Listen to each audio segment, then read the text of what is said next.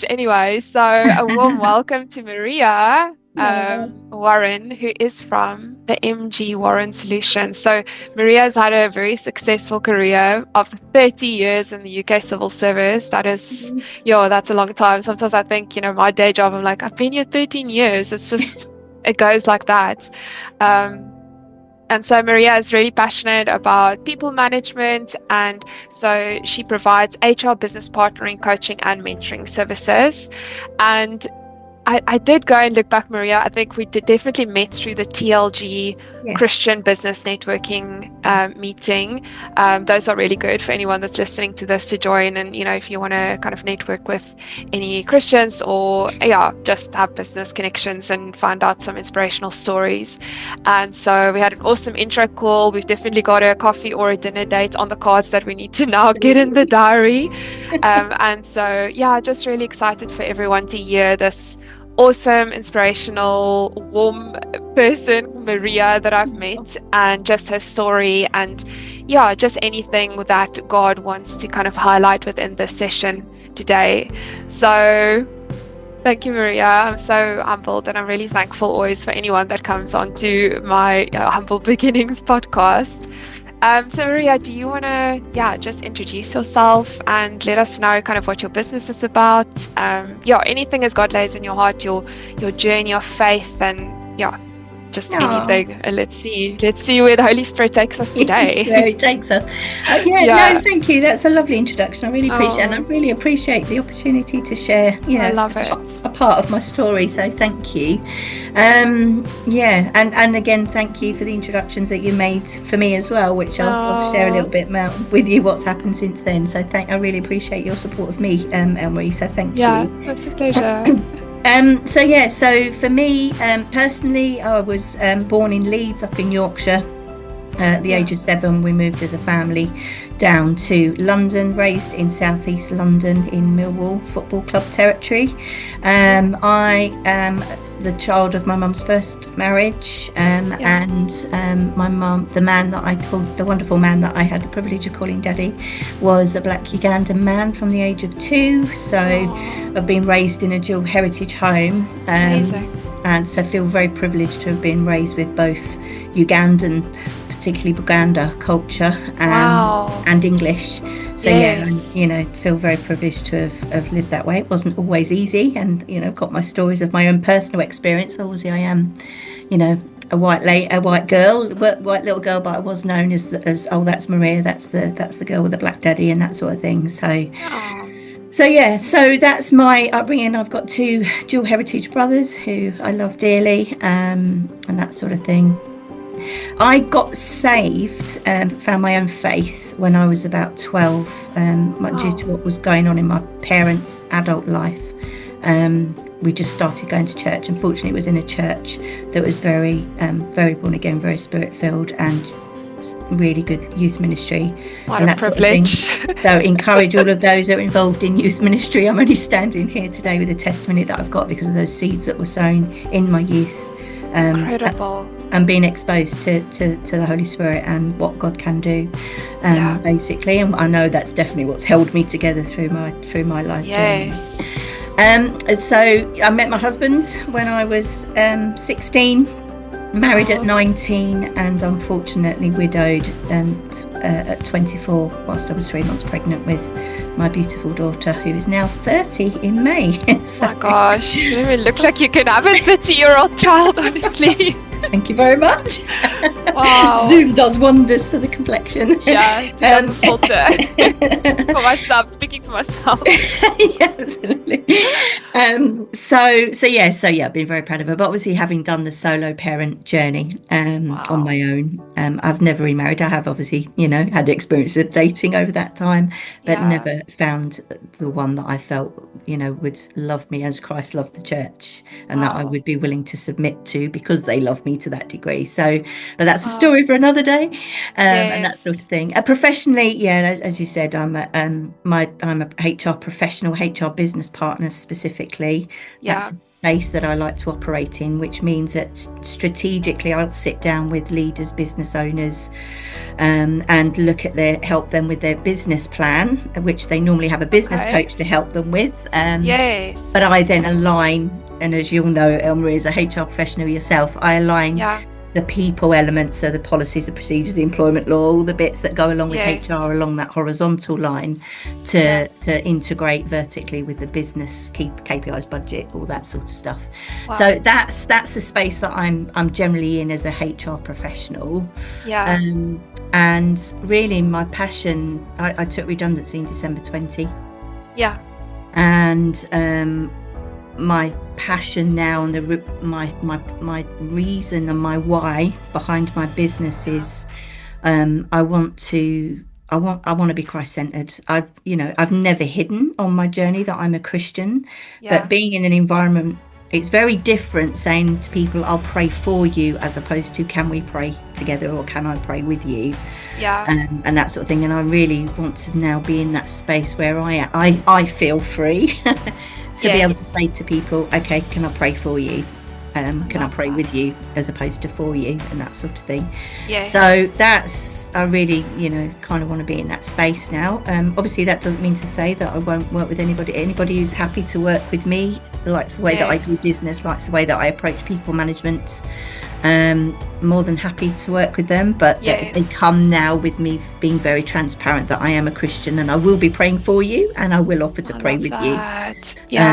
Because at the end of the day, again, my life journey and my life experience, I wouldn't be where I am with the testimonies that I've got without Jesus being part of it. And I'm now at that stage of life where I feel that I need to feel free, that I'm able to share that as part of my journey and my success. Yes, and it frees so many people as well, I think, when we share testimonies, because it resonates. You share your story, but then it resonates on the spectrum of different angles with people not even really related directly to the thing that you've gone through, which is incredible. Yeah, thank you.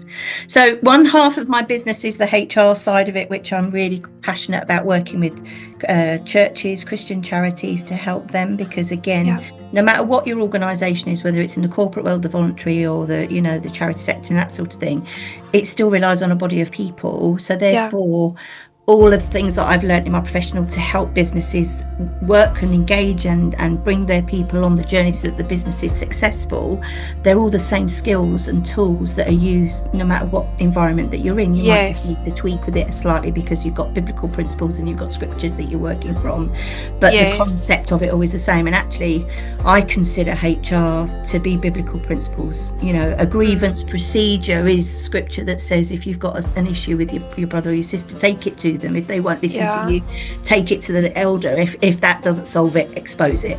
To me, that's a grievance procedure. And ultimately, we are people. We're built to be relational, and it's really important that we get that environment where those relationships can flourish within a safe. Obviously in the corporate world, we use a psychologically safe environment. It's the same. Just because we're Christians doesn't necessarily mean we're creating a safe, psychologically safe environment for our church. There's more and more coming out now about church hurt and spiritual abuse and that sort of thing. And that sort of thing. So the other half of my business is I've been doing it for the last 10 years, through my solo parent journey, but more structured through my church communities, identifying our solo parents in our church communities, building a peer group, getting that group working together, supporting one another, raising more awareness and understanding about the pressures of solo parents. For me personally, my solo parent journey was very lonely and isolated within the church, for lots of reasons, partly my coping strategy, partly because I didn't fit nicely within the husband and wife and children kind of framework that obviously is the way that God intended families to be. And for lots of others. So, whereas, we're still there with, if we want to reach out to our communities where there is a ever increasing number of failed marriages, I think it's 1 in 2 at the moment, gosh, is it? 50% of marriages, yeah, at the moment, there was the last statistic that I looked at, you know, Oh, for whatever reason, and obviously those of us that have been in church circles a long time will have known of even Christian marriages, yeah. ending for whatever reason. So there is a great need there. So I'm there to support the solo parents, encourage them, empower them, equip them to not be a victim of their circumstance. They Yeah. can still aspire, achieve their dreams and aspirations. It just might take a bit longer, is my strap line. But at Yeah. the same time, to help other people who haven't experienced solo parenthood or been close to a solo parent to see the trials and tribulations that they go through and the added pressures that they go through, to help them be more proactively inclusive of Yes. solo parents, and that sort of thing. Yeah. So yeah, so sorry, I feel like I've rambled a little No, bit, but I love it. in No, I a love it. snapshot, that's kind of my life journey, and Yeah, lots of twists and turns in between. that's amazing. Yeah, and I think sometimes people also can't comprehend, what that solo parenting, because I think when we spoke before, um, people will just see a single parent, but there's so many different dynamics of how they actually got to that point in Yeah. their life. It's not just, one size fits all. Yeah.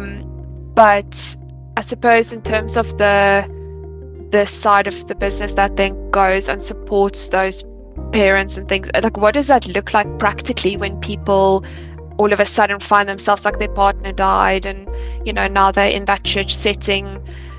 Because obviously it's different if someone is split up or something like that. Sometimes it depends what church that you're in, that people might be judgy, or it's not to say that you're going to be in the church and people are going to be super supportive immediately, but if your partner died, then maybe you've kind of really included and really supported because, oh wow, it's such a tragic event.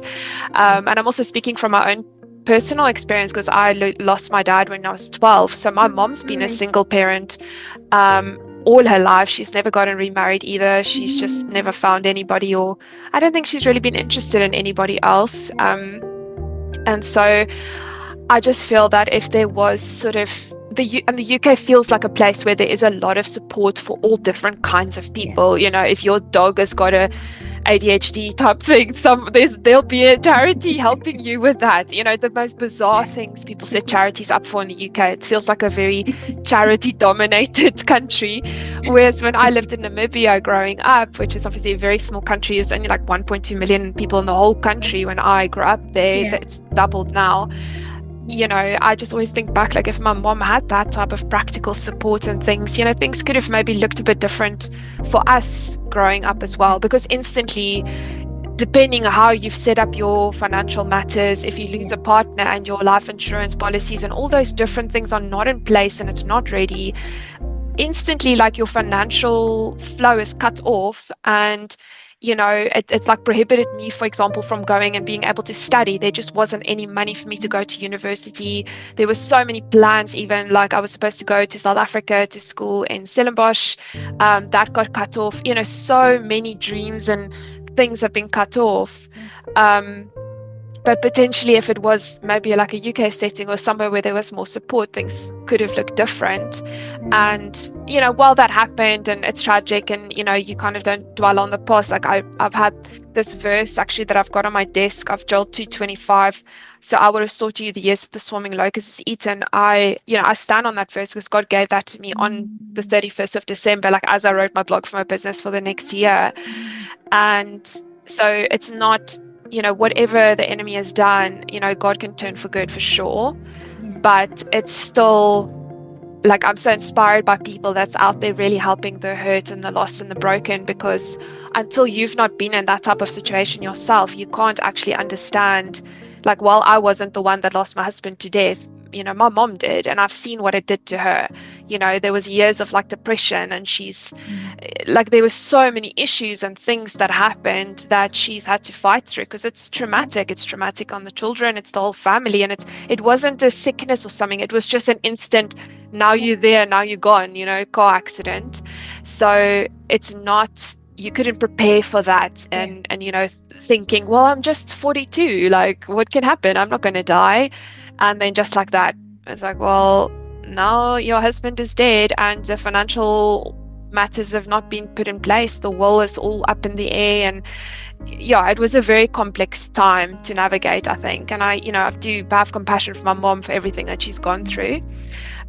Sorry, I've gone like off on a tangent about my story, but I think it's just coming back to that solo parenting and, what it is that you do to support those people.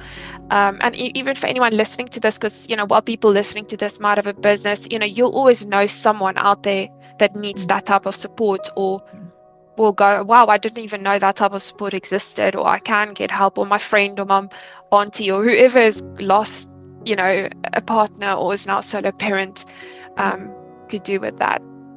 So yeah, just the practical side, I'd love to hear what that looks like.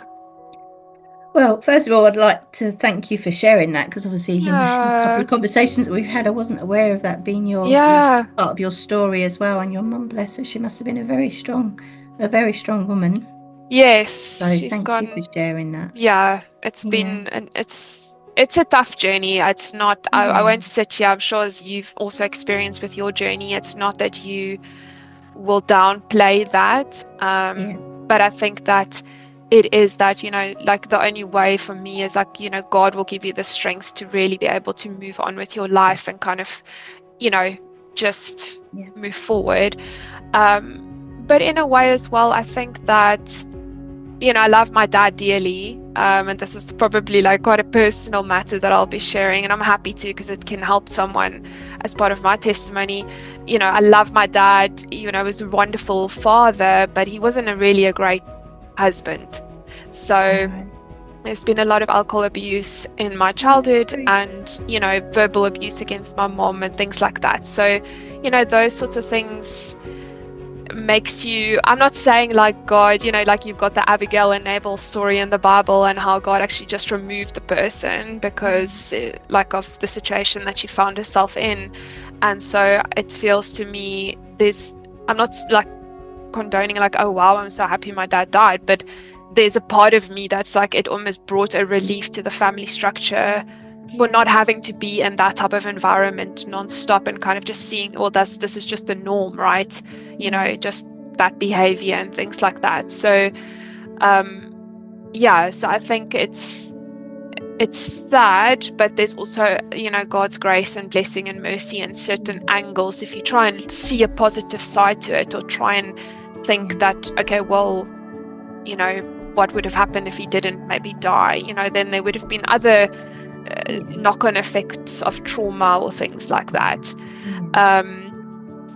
I think, just for her to, I don't know, like have had the support, I think it would have been, while there is a circle, your community, like your friends or your, people like that, because we live in a different country. All our family was in South Africa, not in Namibia. I think just when someone dies, it's like everyone will be there and go, oh, I'm just call me, whatever you need, I'm here for you. yeah. But they're not really, because people like will just carry on with their own lives, and then you are just on your own and you're stuck. And so you almost fade. It's a bit like when someone, like I was saying, like when someone dies, it's people kind of like after the 1 year anniversary, like they don't even really bother to ask the person anymore, but that person have had to endure a whole year of firsts, like the first birthday, the first Christmas. Like those are tough milestones for someone to experience after the death of a loved one. But people get absorbed back into their own lives, and it's not their fault, it's just the way that life goes. There's a very, very small number of people that will actually still stay close to you, or almost like be that real counsel and support system to carry you through the tough times that you've faced.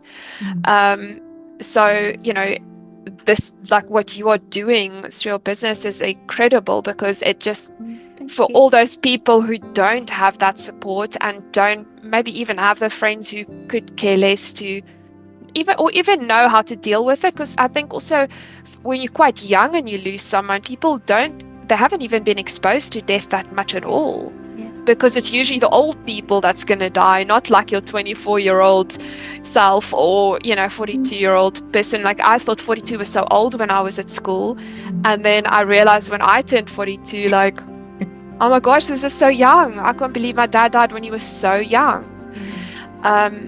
So yeah, that support system is just, yeah, incredible. Like, I just love it. Wow, thank you for being so raw and honest Yeah. of No, your I'm own happy to experience, share because because that's I always reality, isn't think it? people can Yeah. take something from it and know that, there's support and it's okay. Like, and we all face tough times in our lives. It's not Yeah. just, like a rosy, like you see someone that's really happy and like, oh wow, they must have the best life. And it's like, you don't know like what someone's been through in their life until you sit Yeah. down and actually get to hear what's all gone down. Yeah, you don't know what's going on behind closed doors and that sort of Oh, thing. not that either. So, Yeah, yeah. exactly that. Because it will No. always look great from the outside Yeah. until the door gets shut, and it's Yeah. like, okay, Yeah. not like that. Yeah.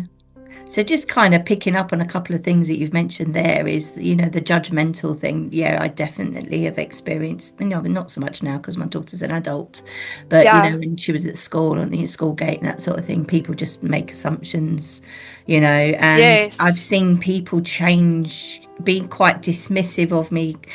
Not necessarily they're saying anything directly, but there's a feeling that you pick up that somebody's been quite judgmental of you being a solo parent, Yes. and that sort of thing. And part of the reason why I kept my Mrs. title for so Yeah. long was for, to try and not have to deal with that. Gosh.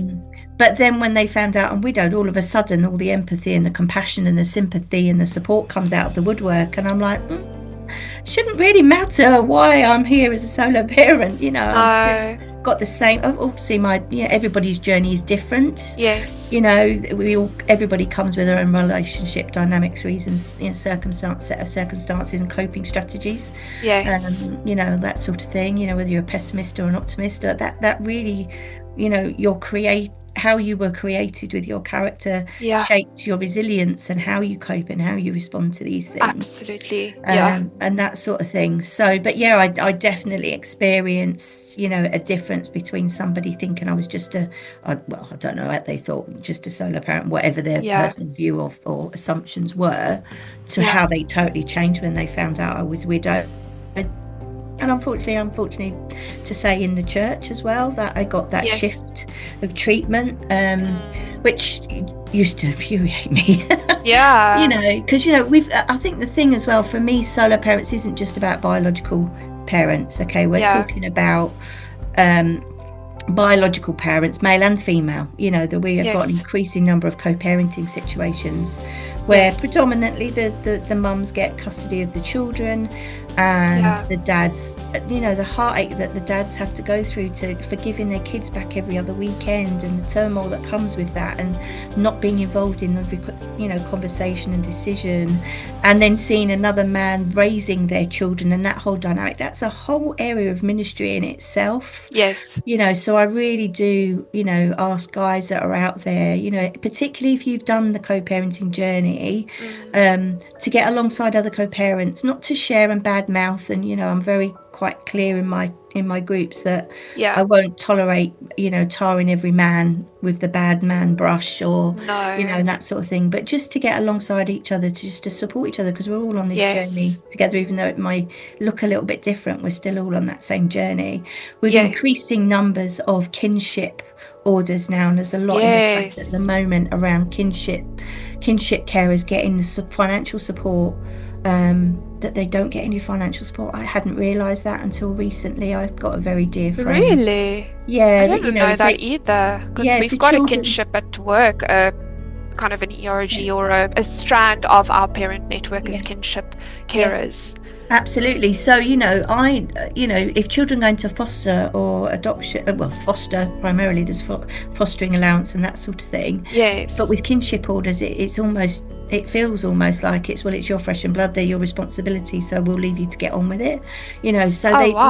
More and more grandparents or aunties and uncles are going into debt because they've had to give up their jobs to look after these young children that are within it, and they don't want them to go into the care system. No. And I know I've got a very close friend of somebody that I love dearly, who was on my journey with me. She was the eldest sibling. Got so much love and respect for this woman. Aww. And when they lost their mum to cancer, she took on custody of the two youngest sisters. And gosh. as much as I've got love and admiration for her, and she raised those girls, Yeah.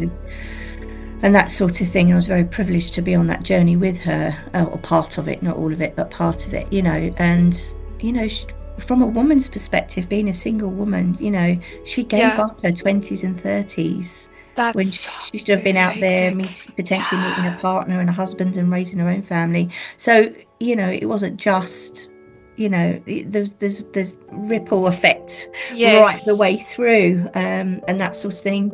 So, and obviously then you've got more and more lots of more solo parents now that are going into the Yeah. fostering stream because they're passionate about or adopting their own children, and Yes. increasingly actually IVF. Yes. There's increasing number So many, of even solo friends parents. that Yeah, have had that kind of family members. yeah, absolutely. Yeah. So for me, it's whoever's on that solo parent journey. It doesn't matter to me what the reason or the how and the wherefore. It's about encouraging them, empowering them, and Yeah. supporting them to be the best that they can be for themselves. Yeah. Because if they're in a good headspace and if they need to go get counselling, special help, therapy, whatever, in order Yes. to deal with their situation and circumstances, it makes them have a better fulfilled life, and it makes their home better. Therefore, the children that they're caring for will be healthier and better. And not to be one of the negative statistics that are shouted about all the time about single parent families. Yes. There's a lot of wonderful examples of solo parent families where the children are A-star students, top degree, university, top now, embarking on their career now and privileged now. Our children are, from my solo parent network that I was with, our kids are now successful, whatever their chosen career path is, they're very successful in that, and I take great pride in that. Yes, absolutely. And I think even because I was thinking, there's people around me that it was actually quite bizarre because the year I lost my dad, I had 3 best friends. I'm not talking like, out of my year group, there's someone there. I'm talking like this is my circle of friends. All 4 of us within a couple of 3 or 4 months all lost our dads at the same time in the same year. Everyone was different reasons. I think the majority was actually cancer, and then my dad was a car accident.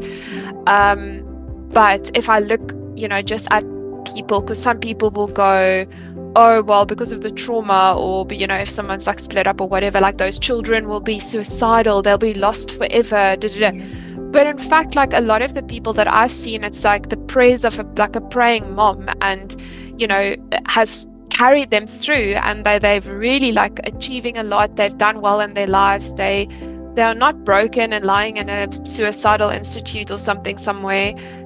God has sustained them. And I think I obviously can't speak for people that aren't close to God. I'm sure God has mercy and grace for everybody. He loves everybody a lot. It's just whether you choose him or not. But it's just that the prayers of a family really carry someone so much. I can say that from my own life with praying. Both sets of grandparents were praying grandparents. My mom was always a praying mom. She still is. No one's perfect, right? We all have had our circumstances and traumas and things in life. You're just coping with the best way that you can, given the support available to you that you have, right?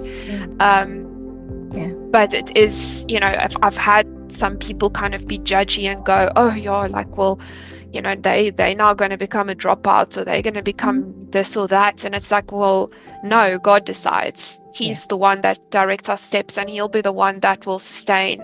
And as long as you just stay close to him and pray,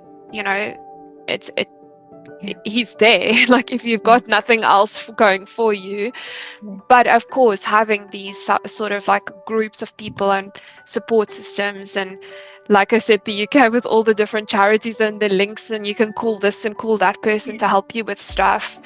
It helps, because it's just going from feeling totally isolated and alone to now going, well, there's other people like me, so now I can have the support and I have the, kind of help to build you up again.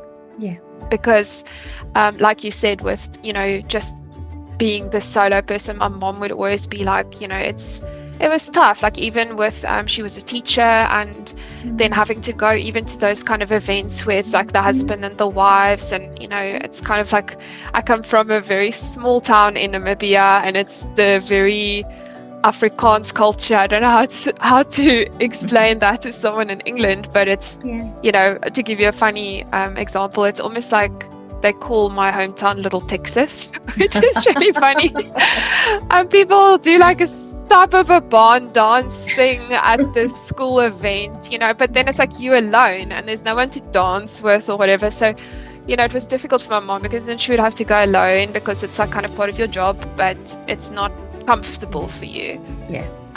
Whereas now, today, in her older age, it's like she has got so many widowed friends that they are just all they like each other's support network. They will be going, she'll visit the one on the coast and visit her and drive with the other lady, and so she's always busy, and she's got a very busy social life and kind of hobbies and activities and things that she's doing. She's happy within herself and what kind of where her life is now. But I think it's just that stage of life when everyone is still really coupled up, and you have to face all of those different things, which is not easy. It can be hard, and equally, again, understandably, I understand it, but I've been in situations where the women wouldn't even talk to me until all of a sudden their husbands started talking to me. And of course, because I've worked in the civil service, I've worked all the way through my journey, and I'm a rugby fan, you know what I mean? I love that. South I missed the game, will love you for don't tell me the score, because I need to watch the game. I missed it on Saturday. But for me, naturally I would kind of have more conversational input generally with the husbands, because it's either talking about business or work or and that sort of thing. The circles that I moved in, predominantly, particularly Christian circles, it's stay-at-home mums, which I totally admire. Any parent I admire that can be a stay-at-home parent, I've got so much admiration for them. Personally, that's not my bag. I would go stir crazy, and that sort I agree. So for me, and I get it, I understand it, but it's sad. I think it's sad, particularly in the church. If somebody's not secure enough in themselves and secure enough in their marriage, that they're seeing me as a threat. I think that's really sad, to be honest. And I would really encourage anybody that's in that situation to go and get some help, so that you do become secure in yourself and secure in your marriage, so that it doesn't matter who your partner's talking to, whether you're male or female. Absolutely that. Yes. If we believe as Christians that God's put us together, then we've got to stand on that truth. But take steps if we need to. We all have our own moments of insecurities. Like, for me, I had some coaching last year, because before I officially launched the solo parent adventure arm of my, aimed at solo parent professionals, in the workplace and that sort of thing, business owners, entrepreneurs, and that sort of thing. So for me, I realised I had this limiting belief that I can't move in this space publicly yet because I hadn't remarried. No, oh my goodness. And I'm sitting, and then it was like, when they say light bulb mum, no, this was like a slap in the face. And it was like, actually, I've chosen to be solo. I could have gone down the pub or a rugby match or wherever. Yes. And met, shucked up with the first fella that showed me attention, Yes. But actually, that's not the values and the type of person that I want in my life, so therefore I've chosen not to do that. So when I had that, that kind of, oh, hold on a minute. Yes, I've not been happy about it over the years. I hit the 26th anniversary, and actually there's a post, if somebody's struggling, with their faith and their journey and that sort of thing, I did a post, what's wrong with my faith being a crutch, which was really, sharing from a very, very dark place that I hit when I hit the 26th anniversary of Ray's death. And for the first time since the age of 12, I questioned whether God was real, and I've never, ever done that. All my journey, and losing Ray was the most poignant for me, because that impacted my life so tragically. But I've lost family to drugs and murder and, unexpected health So Ray is one of many tragic Yeah. deaths in my life journey and my life story. Yeah. So so it's, and I'm like, oh wow, I can't do I'm like, no, and I just really believed, and obviously for those that are listening that are faithful know what I'm talking about. Yeah. I really felt the Holy Spirit say to me, Maria, I need to use you now while you're still in this season of being a solo, because there are still lots of single adults out there, particularly in the church, that are struggling with the idea that they're still single and not married, and regardless of what promises they believe that they've had and words of knowledge and all that sort of stuff, that they're still struggling with it. And it's about being real about that, and again, it's about educating the church of how to be more proactively inclusive and sensitive to those people. But equally, it's about not being a victim of your circumstance. And getting that revelation for me that I have actually chosen to be solo because I've not met somebody that I think would love me enough.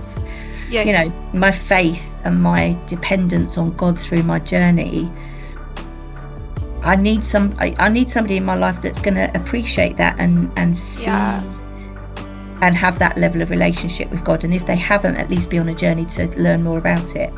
And that's been the kind of the stumbling block in my situation with the guys that I personally saw as potential, but they were just not interested in the God part of my life.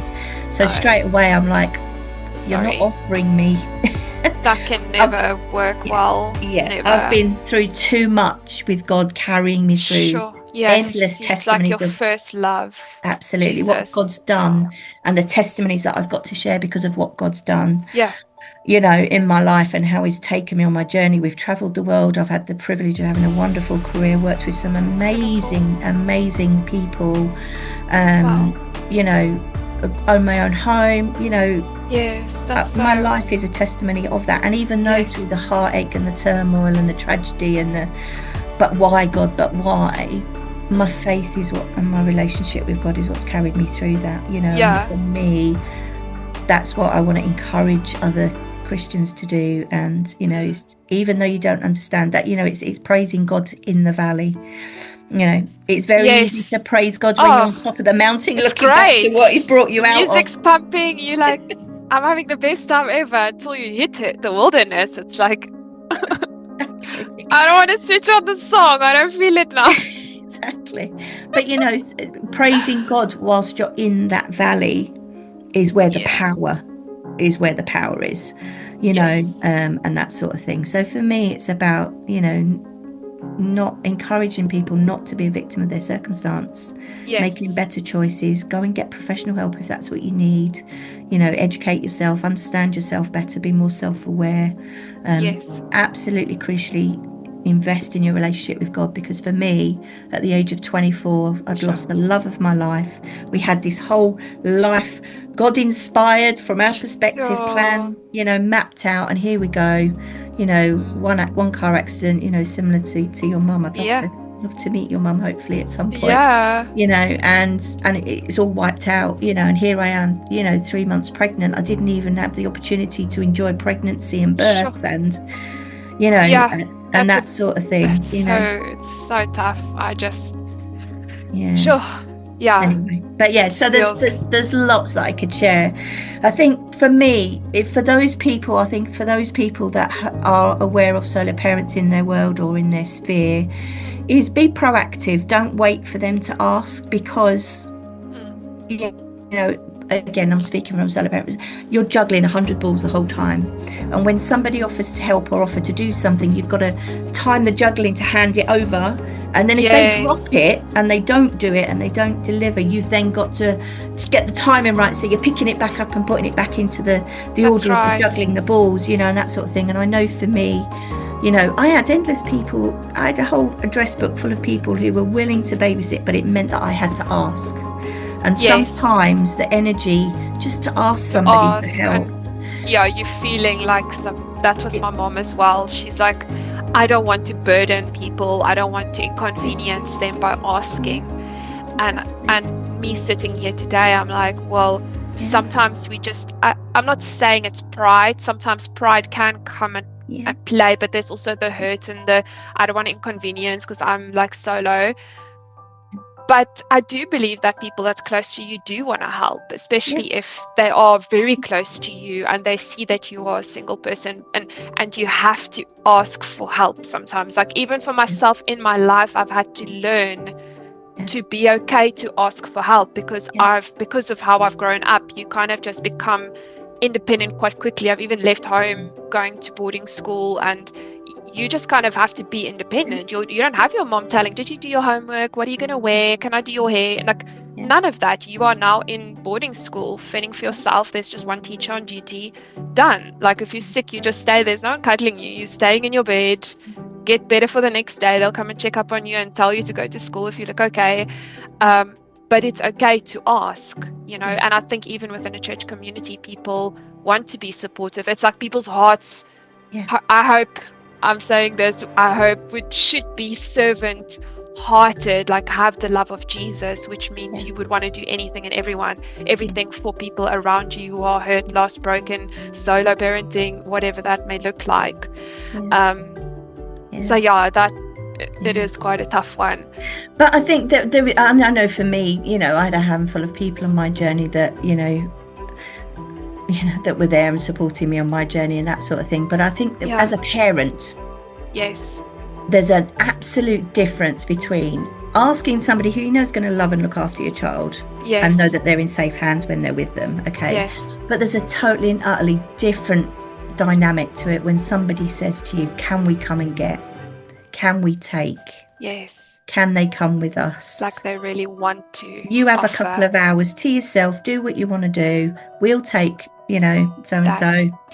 There's a totally different level of appreciation. And, yes. There was one couple in particular, and why, I won't go there, but, yes. They were the people. And therefore, what came with that was a level of trust that I didn't have with anybody else. That I knew loved my daughter. I knew loved us. I knew supported us. I knew that if it hit the fan, they'd be there. They'd be supporting me. That's it. But it always came with I had to ask. Yes. So it's I think that investment, almost like not forcing. Yeah. But it's funny you say that, because I've got exactly the same example of the couple that actually became my godparents, who've just almost both died last month. They're both at home now, kind of recovering slowly, at the same time even. So that's been something else. But they lived one door down from us, like one house down.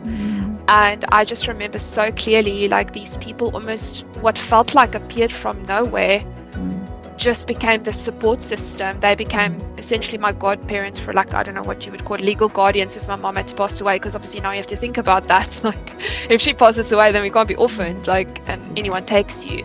So and they would, we would be at their house so much, like, no, you have to come over, no, we are having dinner together. Like there was almost like not a lot of time to just be alone or something, because the support was so intense, like, and there all the time, that it's like, no, because like, I don't know if you grew up this way, but in South Africa and Namibia, you'll have this like period in the evening where you've got the soapies, like South African type of shows on our satellite, and everyone loved to watch it. Like even us as kids, we'd be like, oh yeah, it's 6 o'clock, we watch a Goli, or like Seven de Laan is like this Afrikaans show. And, Home Away was mine. Yes, like that. We actually had that on the Namibian Broadcasting Corporation channel when we only had literally 5 hours or 4 hours of TV a day back in the day. And we would be at their house all the time, just watching, like we're watching this together this evening, quickly have dinner, go back home, constantly busy. And that is what, like, I will agree with. It is those people that will come and really seek to help and just do. And they just the pillars, instead of you going, if it's okay, can you maybe just take my child for like an hour so I can use the toilet or something? I can have a bath, or I can go to the toilet in peace with that man. Exactly.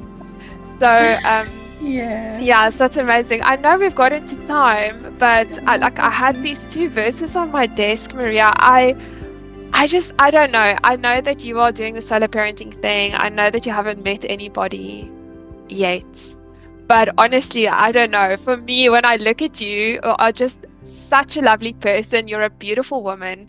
I just believe God is going to send you the perfect person. I just really do. I It's almost like someone this week or somewhere I read about, just because when you were talking about you haven't found the person that loves you the way that Jesus would love us. It's like, the husband should love the wife as Jesus loves the church. And it doesn't say the wife should love the husband. It says the wife should respect the husband. So it's two very different dynamics. But these two verses that I have on my desk was of Psalm 20 verse 4, God is giving me the desires of my heart and making all my plans succeed. And the other one was Psalm 37 verse 4 to 5, I delight myself in the Lord and he will give me the desires of my heart.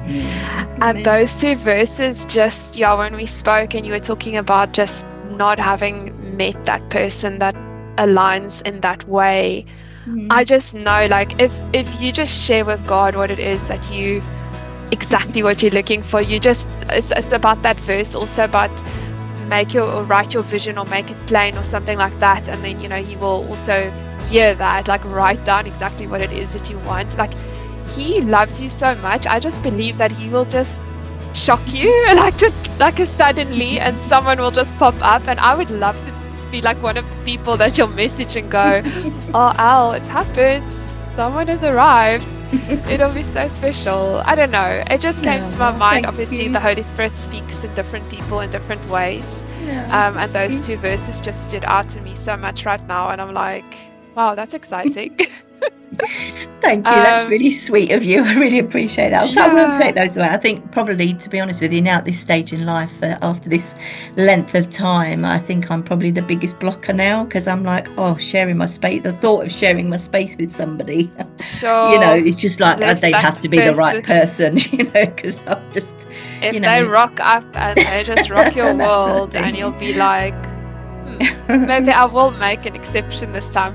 This is what I keep telling my mom, because I saw a vision of her having a husband, and then she's also not really keen. But I saw her and I said to her, like, you had actually like grown out your hair to bob. She was in a white dress. I saw her in my kitchen.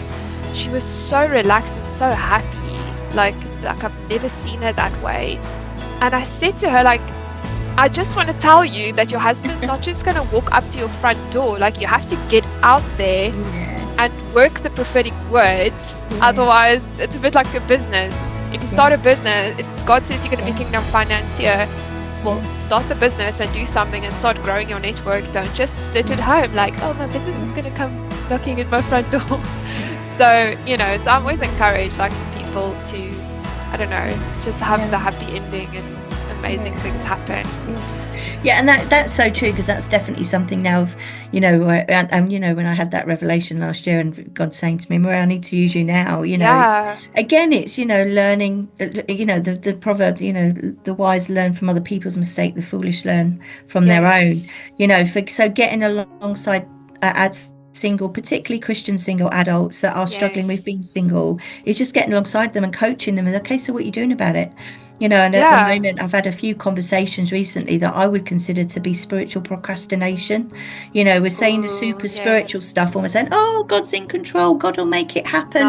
But then they're sitting in their house and not leaving their house. And, it's like, no, God will, but you've got to be taking the steps and opening the door for God for the opportunity for God to do something. And that sort of thing. Those testimonies and those stories of that, he just turned up at the door, or there was a big sign that he's the one you're going to marry. Yes, they do happen, but they don't happen for the majority. So if that is the desire of your heart, what are you doing about it to create the opportunities for God to move in that space? Because I think I'm growing increasingly concerned about the amount of Christians that are spiritual procrastination, and they're taking the cop out, and they're taking the easy option because they don't want to do the work towards it as well, but then they're getting angry with God for not doing it. So there's a fine line. You don't want to be outside of God's plan and purpose for your life, but at the same time, you still have to do something to help it and to help God along. And I think that's the coach, she's a mind renewal coach, like does inner healing, deliverance and things like that, and from my South African church.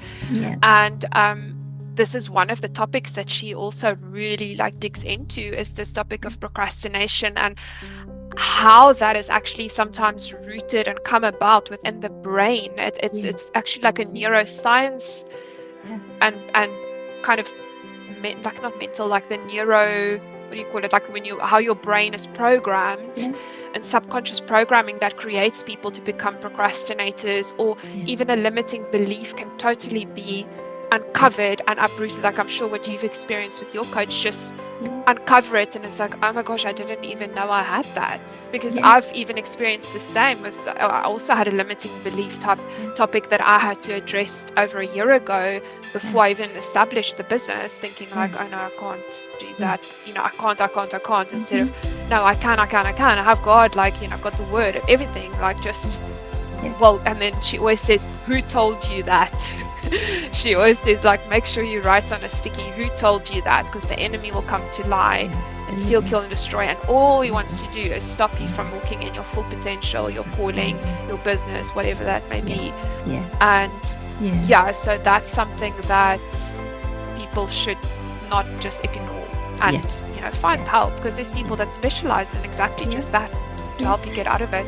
And like you said, like like you've mentioned, it could be an inner healing issue. It could be coming from could be coming from a fear of rejection, abandonment. You may have had negative experiences of partners in the past that drives that fear, and that sort of thing. Those are sorts of things that professionals can help you with to unpick, so it doesn't impact, and therefore, like I say, you become a victim of your circumstances, whether you realize it or not.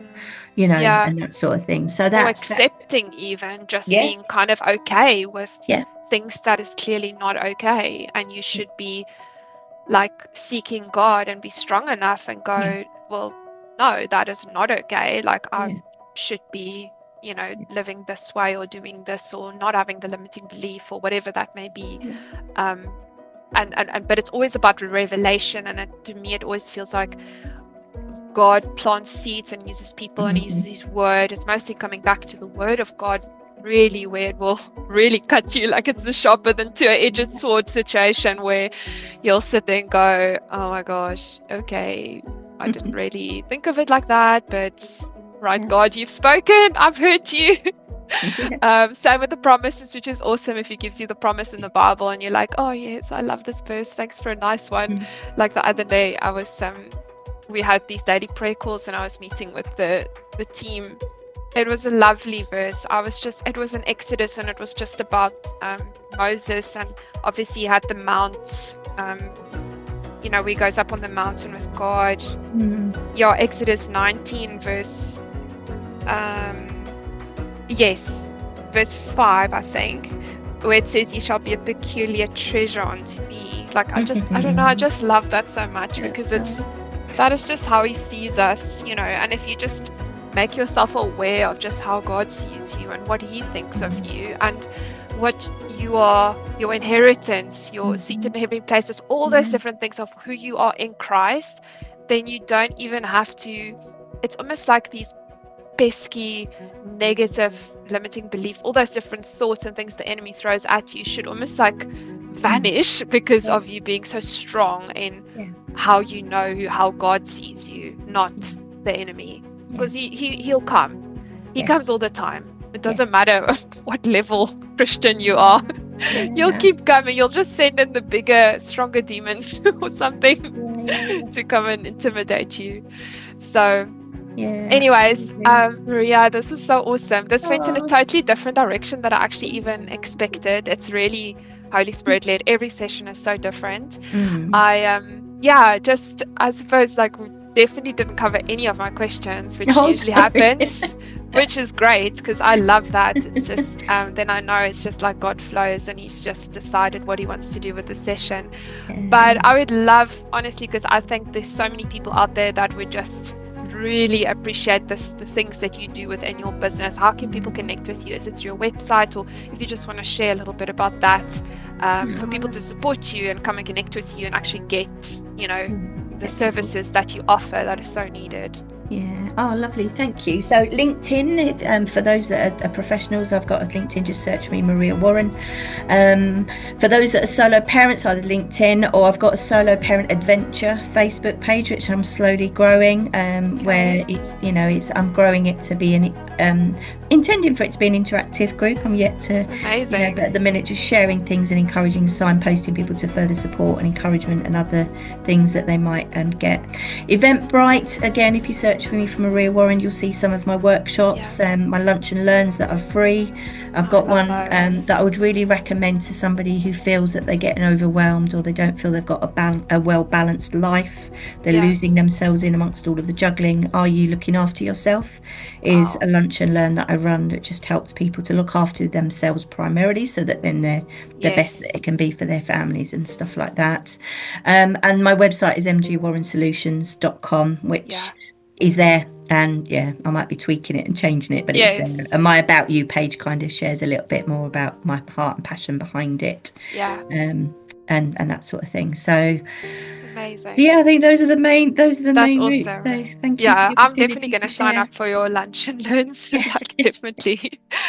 I love, yeah, just joining anything for Yeah, self-development and learning more absolutely. things. And yeah, Yeah, just, thank you. of course, And it's I'm like, a certified John Maxwell coach, leadership coach as well. So wow, I'm part of the John Maxwell team. So I have got some lunch and learns, free lunch and learns, and we'll be running some masterminds along those wow, routes. And for I'm going to be drafting and shortly launching a people planning and performance masterclass stream for wow. business leaders, business owners, church leaders, charities, just to Yeah, help them to be mindful of that. I was describing at the beginning about that horizontal integration with business plans and what's your organization, and getting all the relevant people bits in place, yes, and what a succession plan is, what it looks like, here's how to do it, and all that yes, sort of thing. So yeah, my approach is very much, I want to give you the tools to put in your toolbox for you to use yes, as and when you need them to prevent problems in the first place. yes, um,